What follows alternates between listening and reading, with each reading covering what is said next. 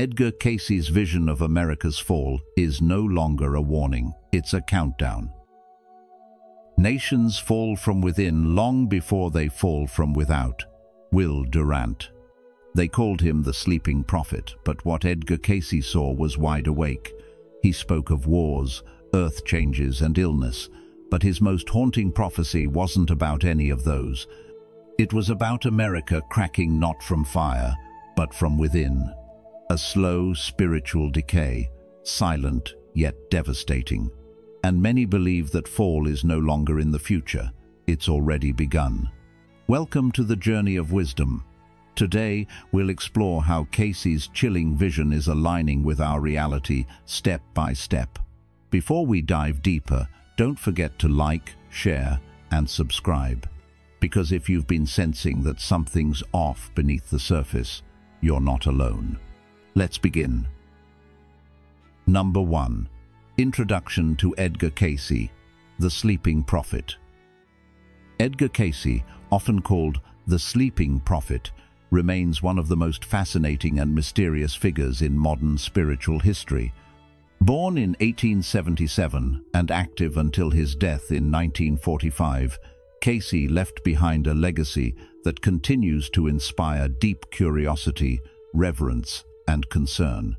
What made Cayce different from other visionaries was his ability to enter deep trance-like states, almost like drifting into a dream world, where he would give readings on everything from healing the body to understanding the soul, purpose, all while appearing to be fast asleep.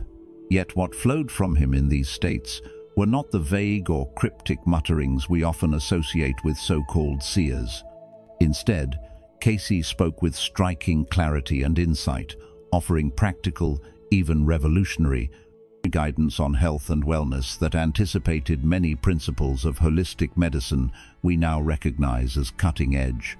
But Cayce's reach extended far beyond physical health. His teachings touched the heart of spiritual transformation, reminding us that true healing begins within, where the soul confronts its own karmic path and learns to live in harmony with universal laws. What captivates many today, however, is not just his wisdom about the body and spirit, but the chilling accuracy and depth of his visions about society and the future of the world.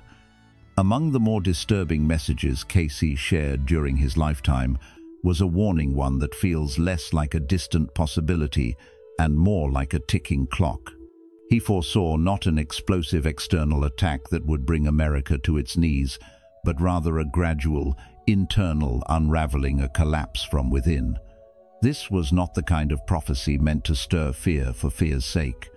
Cayce's insights were always layered, meant to awaken and inspire responsibility, not panic. He urged us to see that what threatens a nation most deeply is not the strength of its enemies, but the weakening of its values, the loss of spiritual grounding, and the growing divide between material power and moral wisdom. In Cayce's vision, America's real danger came from ignoring the soul of its own being, from forgetting the principles of justice, compassion, and humility that once shaped its foundation. These messages, once read as cautionary tales, are now being revisited with a sense of urgency. For many, it no longer feels like a warning, it feels like a countdown that has already begun. The beauty of Cayce's work is that he never left us in despair. Even in his most serious prophecies, he always pointed toward a way forward. He reminded us that destruction was never inevitable. It was a choice, a consequence of the paths we walk and the values we uphold.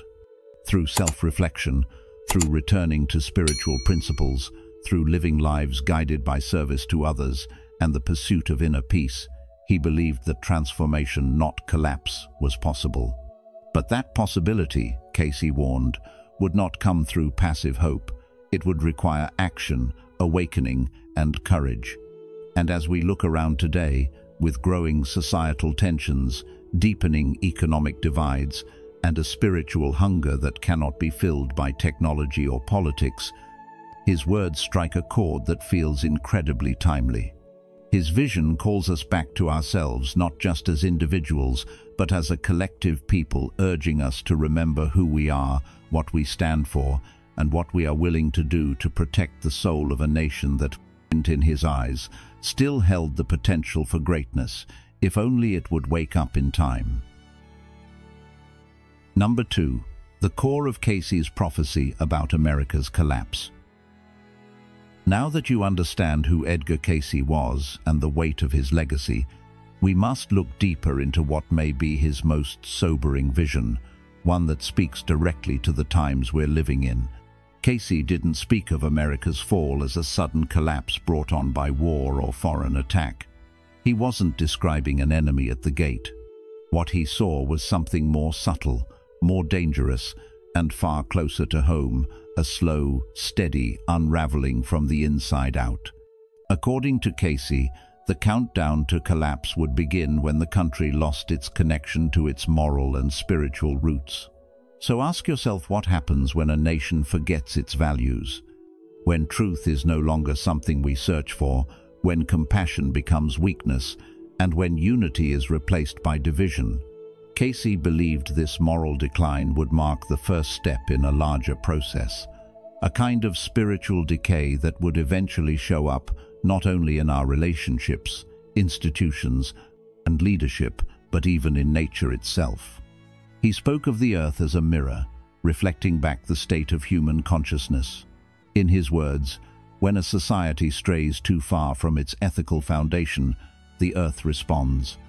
Earthquakes, floods, changes in climate, and dramatic shifts in the land. These would not be random natural disasters, but rather expressions of a deeper imbalance within humanity. Do you feel like the world around you is shifting in ways we can't quite explain? Cayce's view suggests we shouldn't just look at what's happening to us, we must ask what's happening within us. In this sense, his prophecy was not a prediction. In the traditional sense, it was a diagnosis, a warning that if we don't treat the spiritual sickness within, the symptoms will continue to emerge all around us. And perhaps the most chilling part of it all was that Cayce didn't describe this downfall as a dramatic, overnight event. There would be no single day when everything falls apart. Instead, it would be slow, almost invisible, a quiet erosion of integrity, of kindness, of the sense of collective purpose that once held the nation together. But here's the heart of what Cayce wanted us to understand. This vision wasn't about fear, it was about waking up. He didn't say these things to scare us, but to push us to look honestly at the road we're on and ask, is this who we really want to become? If the collapse starts within, then so does the healing. Each of us, in our own lives, has the power to live with more awareness, more kindness, more commitment to truth and justice. What if the turning point for the country isn't in a law or an election, but in the small choices we each make every day? How we treat each other, how we speak, what we support, and what we stay silent about. Cayce's vision reminds us that change doesn't always come with a crash. It can also come with a whisper, with the quiet return to values that once made a society strong. Number 3. The first phase. Signs of spiritual decay. So as we continue to explore Edgar Cayce's haunting vision of America's future, we come to what he described as the first phase, the point where the real danger begins, long before any physical disaster strikes. Cayce was clear. The fall of a nation doesn't start with collapsing buildings or sudden catastrophe. It begins quietly, from within, through what he called a spiritual decay. Now, let's pause and think, what does that really mean? Cayce warned that before anything outside us breaks down, we first start to lose something deep inside: our connection to higher values, our shared sense of purpose, and our commitment to truth and compassion. According to Cayce, this phase is not some far-off theory. It begins with real and noticeable signs, and perhaps you've already seen them unfolding around you. He spoke of a growing distrust in the very institutions we're supposed to rely on: governments, courts, even media, that were once designed to protect truth, fairness, and unity. But what happens when those institutions stop earning our trust, when they feel more like arenas for power and performance than places for justice and integrity? Cayce described a troubling shift where politics becomes more about show than substance, where leaders speak in sound bites instead of truth, and where the focus moves from serving people to manipulating them. And in that kind of environment, it's easy for people to check out, to feel like their voice no longer matters. That's where the next sign comes in. Apathy. When citizens begin to feel overwhelmed or hopeless, when people start to disengage and stop participating in the life of their communities, the very heart of a democracy begins to fade. Civic responsibility turns into cynicism, and public unity gives way to private survival. But it doesn't stop there. Cayce pointed to the rise of greed and division forces that don't just chip away at society from the outside, but eat away at its core. When wealth is hoarded, when lies spread faster than truth, when fear is used to divide instead of wisdom to heal, that's when the deeper rot begins. And all of this, Cayce said, is part of a spiritual collapse that quietly pulls the foundation out from under a nation, not through force, but through the slow erosion of its soul. He didn't say these things to condemn us, but to awaken us, because if we can recognize the signs, we can still respond. Cayce believed that moral decay isn't just a result of changing times, it's the root cause of what eventually becomes physical and social collapse. He taught that the soul of a civilization breaks long before its buildings do, and that when we lose our inner balance, the outer world simply mirrors that chaos back to us. So the real question becomes, are we paying attention to the signs? Are we willing to look not just at what's falling apart around us, but what's slowly breaking down within us?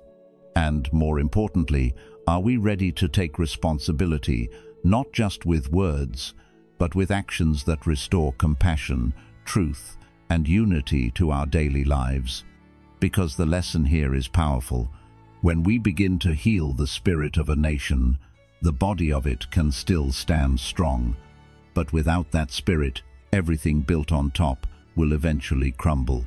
If you've watched up to this point, you're already awakening to the deeper truths behind Edgar Cayce's vision. Comment below with "Awakened Journey" to affirm your awareness of the changes unfolding around us. Don't look away now, there's still powerful insight ahead. Stay until the end to fully understand what this countdown means for you and the future of America. Number 4. Specific geological predictions and natural disasters. As we continue to follow Edgar Cayce's prophetic journey, we now enter a phase where his visions shift from the inner collapse of spirit and morality to the outer world's violent response through earthquakes, floods, and natural disasters that he claimed would physically reflect the internal unraveling of humanity's consciousness. Cayce didn't just offer symbolic warnings, he gave detailed geographical predictions that pointed to massive transformations of the Earth's surface, as if the planet itself would shake loose from the damage done by human disconnection and spiritual decay. One of the most striking prophecies he made focused on the New Madrid fault line, a seismic zone in the central United States that had already made history in the early 1800s when a series of powerful earthquakes caused the Mississippi River to flow backward.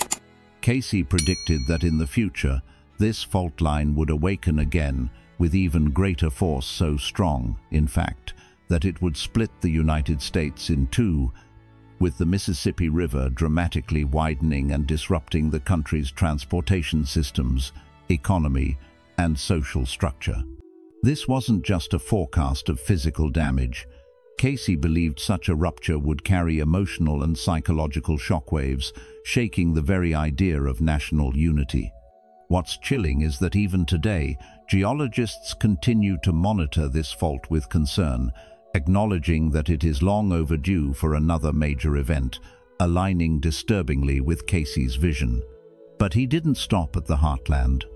Cayce also spoke in stark terms about the west coast of the United States. He foresaw devastating destruction hitting Los Angeles and San Francisco before New York City, with large portions of California, Nevada, Arizona, and Utah being submerged or reshaped by massive seismic activity and oceanic upheaval. Unlike some who might offer abstract warnings, Cayce was clear these weren't metaphors. He described literal earth changes, as if the very skin of the continent would be torn and molded anew. And today, as the Pacific Ring of Fire remains one of the most geologically active zones in the world, his words feel less like fantasy and more like foresight. Turning to the East Coast, Cayce's predictions grew even more alarming. He warned that New York City and much of the eastern seaboard would be overwhelmed by rising seas, swallowed slowly by water. Florida, he claimed, would be nearly entirely underwater, unable to withstand the coming shifts. These warnings, once brushed off as dramatic, now echo in the real-world concerns over rising sea levels, eroding coastlines, and the growing intensity of hurricanes and superstorms that seem to strike with increasing frequency and force. Cayce's lens wasn't confined to America alone. He also turned his prophetic eye to the wider world. He predicted that Japan would begin to sink into the sea, an eerie forecast that has resurfaced in public consciousness following events like the 2011 Fukushima earthquake and tsunami. Seismic activity along the Pacific Rim continues to grow, leaving many to wonder if the tides are slowly catching up to Cayce's timeline. Even Northern Europe was not spared in his predictions. He spoke of it changing in the twinkling of an eye, a phrase that suggests sudden, sweeping transformation, perhaps caused by undersea volcanic eruptions or continental shifts we have yet to fully understand. So the question now becomes, are these just interesting old tales, or are they signs worth paying attention to? Cayce always believed that the Earth was alive, responding not just to natural cycles, but to the collective state of human consciousness. And if that's true, then maybe the Earth isn't just reacting randomly, but responding to us. Number 5. Water, symbol and geophysical reality. As we continue unfolding Edgar Cayce's prophetic vision, one recurring force stands out in both his warnings and his wisdom: water. Cayce didn't speak of water only in terms of rising tides or floods. He saw it as a powerful symbol, one that reflected the spiritual and emotional condition of humanity. To him, water was more than a natural element. It was a messenger carrying signs of either balance or imbalance, depending on how we, as a society, lived and treated the world around us. He spoke clearly and repeatedly about the danger of rising sea levels that would swallow coastlines, reshape nations, and force entire populations to relocate. He foresaw shorelines pulling back as oceans surged forward, and inland waters like rivers and lakes expanding in ways no one could quite explain. One of his most chilling visions involved the Mississippi River. Cayce described it widening so drastically that it would split the United States into two distinct landmasses, severing not just geography, but perhaps symbolically the unity of the nation itself. These weren't metaphorical images, they were vivid, specific, and when we compare them with what's happening today, eerily aligned with reality. Let's take a closer look at the real-world parallels. We know that polar ice caps in both the Arctic and Antarctic are melting faster than expected, pouring massive volumes of water into the oceans and driving global sea levels higher year after year. Major cities, including New York, are already being forced to reckon with storm surges and flooding, as seen in Hurricane Sandy in 2012, where the rising waters didn't just flood streets, they brought modern infrastructure to its knees. In fact, low-lying regions all across America, from Louisiana to Missouri, are witnessing more frequent and more destructive floods, echoing Cayce's vision of a reshaped American landscape. But if we stop at the surface and only focus on the physical changes, we miss the deeper message Cayce was trying to deliver. In his view, water wasn't just about climate. It was about cleansing, consequence, and transformation. When rivers overflow or the sea reclaims the land, are we just witnessing natural disasters, or are we being shown something deeper about how far we've drifted from balance? So let me ask you, what does water represent to you? Is it simply a threat, or could it be a signal, a wake-up call? Cayce believed that when humanity loses its spiritual direction, nature steps in to mirror that loss back to us. In this sense, rising water is not just the result of melting ice, it's the outer reflection of an inner meltdown. He taught that the planet responds not just to pollution or temperature, but to human consciousness, to our collective vibration, and to the way we live in relation to truth, compassion, and responsibility. And this brings us to a vital lesson. When we talk about saving the earth, we're not just talking about stopping floods, we're talking about healing ourselves.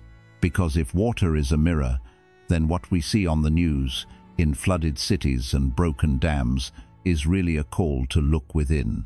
Are we living lives that create peace, unity, and integrity, or are we contributing to the erosion one choice at a time? Cayce's message is clear. If the water rises, let it rise not only to wash away the old, but to cleanse and awaken what is still good within us. Number 6. Earth as a mirror of the human spirit. As we move deeper into Edgar Cayce's vision, we reach a truth that changes how we see both the earth and ourselves. His belief that the planet is not just rock, water, and air, but a living, responsive being, deeply connected to the spirit of humanity. Cayce didn't see earthquakes, floods, or violent storms as punishments from some far-off power. He saw them as reflections, as responses from the earth itself to the state of the human soul. In his view, humanity and the planet are bound together in a relationship of shared energy, and the health of one directly influences the health of the other. He believed that the collective consciousness, the combined moral, emotional, and spiritual state of all people resonates through the earth, shaping how it behaves. So what happens when that consciousness is clouded by greed, corruption, and division? What happens when truth is pushed aside, compassion fades, and human beings forget their shared responsibility to each other and the world? Cayce taught that when we fall into such imbalance, the earth reacts not to punish us, but to correct the disharmony. The quakes, the floods, the shifting climates, these are not random acts of nature, they are the planet's way of seeking to restore balance. Think of it this way: if the earth is alive, then every act of kindness, unity, and truth strengthens its vitality, while every act of cruelty, greed, or disregard weakens it. In Cayce's worldview, natural disasters are not just physical events, they are also spiritual signals. They are wake-up calls, reminders that we are out of alignment and that the cost of ignoring our spiritual responsibilities is not just moral decline, it's the destabilization of the very home we live in. He didn't share this idea to frighten people, but to awaken them to a deeper awareness of the bond we share with the earth. And here's the powerful part: within every sign of disruption lies a choice. Cayce believed that these signals, as devastating as they may be, are also opportunities. They challenge us to ask, will we continue down the path of disconnection, or will we use the moment to evolve into something more conscious, more compassionate, and more in harmony with life? So I ask you, when we see the planet shaking, flooding, or burning, do we only see destruction, or can we also see a mirror reflecting who we have become? If the earth is telling us that our current path is unsustainable, are we willing to listen? Cayce's answer was clear. If we want to change what is happening outside, we must first change what is happening inside. The earth, in his eyes, was not our servant and not our enemy. It was our partner, our mirror, and our greatest teacher.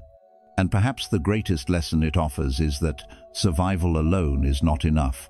We are being called to grow, to live with integrity, and to restore balance not just for the sake of the planet, but for the soul of humanity itself. If you're still watching, it means you're seeking more than headlines, you're seeking understanding. Type "eyes open" in the comments to mark your journey toward awareness. Stay with us until the end. What's coming next may shift the way you see the future. Number 7. Safe zones and spiritual rebirth. Even though Edgar Cayce spoke often of upheaval, collapse, and the deep spiritual challenges ahead, he never left his vision without hope. In fact, woven into his prophecies was a promise that even in the midst of great destruction, certain places on earth would remain protected, not only from physical harm, but also from the deeper decay of the human spirit. These regions, Cayce said, would serve as safe zones, sanctuaries where the seeds of humanity's renewal could be planted and nurtured. He identified areas such as Arkansas, Missouri, Ohio, and Illinois as locations that would stand firm through the coming turmoil. But their importance was not just about survival. Cayce believed these places would become the heartlands of a new way of living, centers of spiritual rebirth where communities could form around values of truth, compassion, and unity rather than greed, fear, and division. He saw them as the fertile ground upon which a higher consciousness could take root, places where the lessons learned from humanity's mistakes could be transformed into wisdom that would guide the future. In his vision, these safe zones would not simply be about geography, they would be defined by the people who lived there. Cayce spoke of a spiritually awakened group, a kind of advance guard for a new humanity who would already be in place before the collapse. These individuals, he said, would not be bound by religious dogma or political agendas. Instead, they would live by universal principles that transcend all boundaries, principles rooted in service, kindness, and a deep awareness of the interconnectedness of life. He called them the hope of the world, a phrase that carries both a challenge and a blessing. Their role would be to hold a higher vibration, to stand as examples of what humanity could be at its best, and to offer guidance not through force or domination, but through their way of living. Cayce saw these people as quiet yet powerful beacons, whose presence alone could help anchor stability during chaos. They would inspire others not just with words, but with the way they embodied integrity, compassion, and clarity in their daily actions. Their influence, he believed, would spread far beyond the safe zones themselves, helping to shape the consciousness of a world struggling to heal. And here's the part that makes his message deeply personal. Cayce did not see this group as some exclusive or predestined order. He believed anyone, anywhere, could choose to live in alignment with these universal truths, and, in doing so, become part of this spiritual renewal. Which brings us to the most important question: if the future will be shaped by those who carry the hope of the world within them, what are you cultivating within yourself today? Cayce's vision reminds us that survival alone is not the goal. The true purpose is transformation. Even in times of collapse, there can be new beginnings, and those beginnings start in the hearts of those willing to rise above fear, embody truth, and become the steady light others can follow. Number 8. Time, a spiral, not a straight line. Edgar Cayce's understanding of time was unlike the straight, forward-moving line most of us were taught to believe in. To him, time was a spiral, an endless looping journey where the past, present, and future are connected, and where events don't simply repeat but return as echoes, each carrying the same core lesson until it is fully learned. In Cayce's view, history doesn't just happen once and move on. It circles back, bringing us face to face with familiar challenges, giving humanity multiple opportunities to correct its course and realign with higher principles. He called this process evolution through remembrance, the idea that each return of a challenge comes with the chance to approach it with greater wisdom than before. But Cayce also warned that not all cycles are the same. While some prophecies and outcomes can be softened or even delayed through conscious awakening through enough people choosing compassion, integrity, and truth, others are woven into a larger cosmic design. These are the inevitable turning points, the moments in the spiral that cannot be avoided, only prepared for. And in his readings, Cayce spoke of one such moment, a convergence he called the Great Reckoning.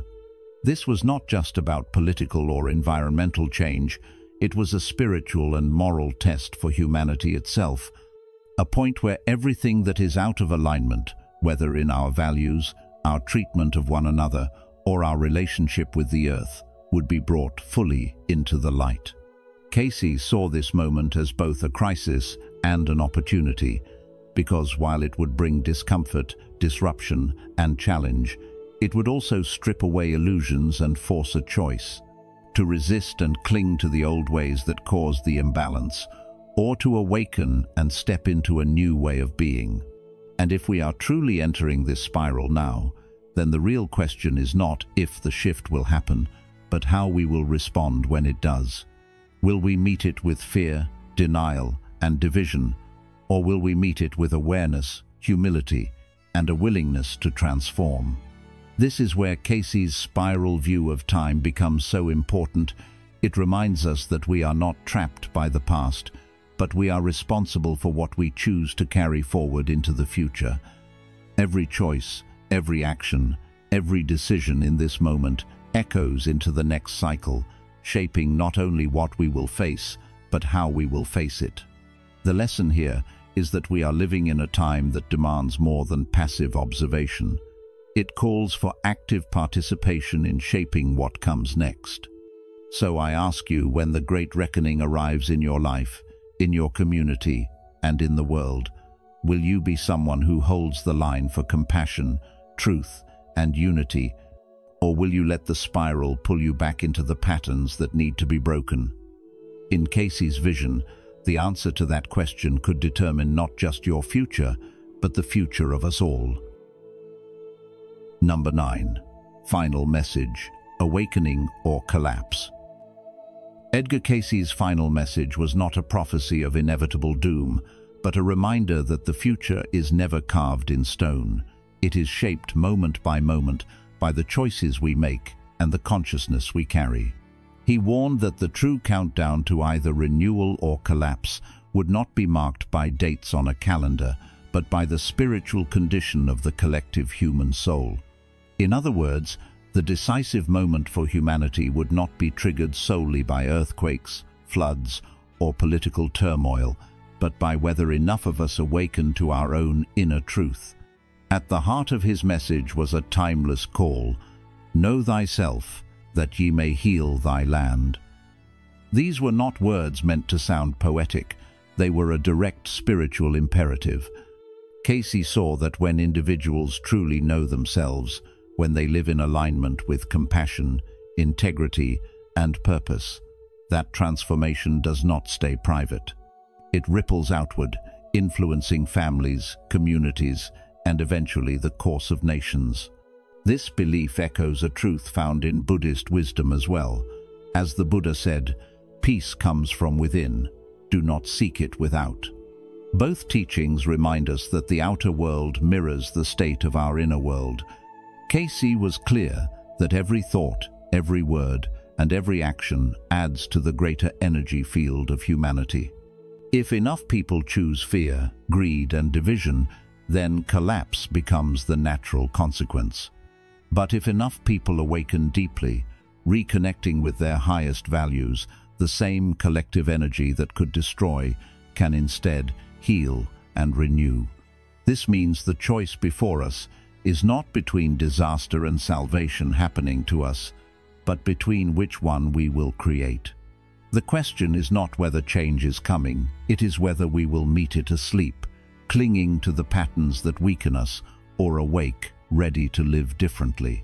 So I ask you, are you willing to look within and see where you have drifted from your own truth.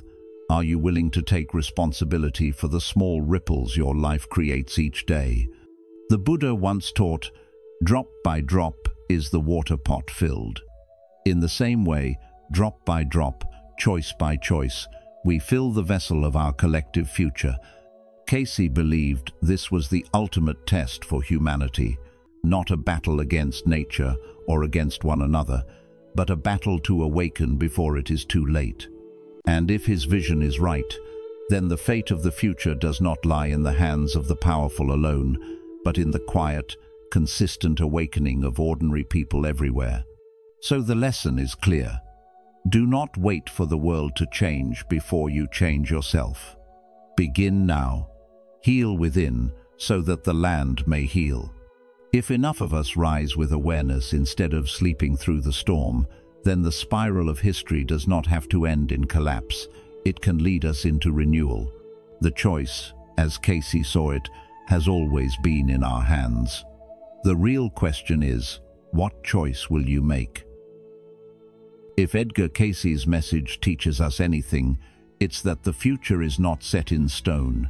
It is written by the hands and hearts of those who choose to awaken. Whether we face collapse or rebirth depends not on fate, but on our willingness to return to truth, compassion, and unity before the spiral tightens beyond return.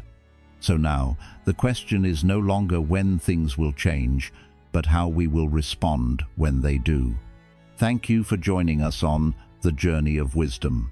If this message resonated with you, please like this video, share it with those who may need to hear it, and subscribe to the channel. Don't forget to turn on notifications so you never miss our upcoming videos on awakening, balance, and inner transformation. Until next time, take care of your soul because the healing of the world begins within.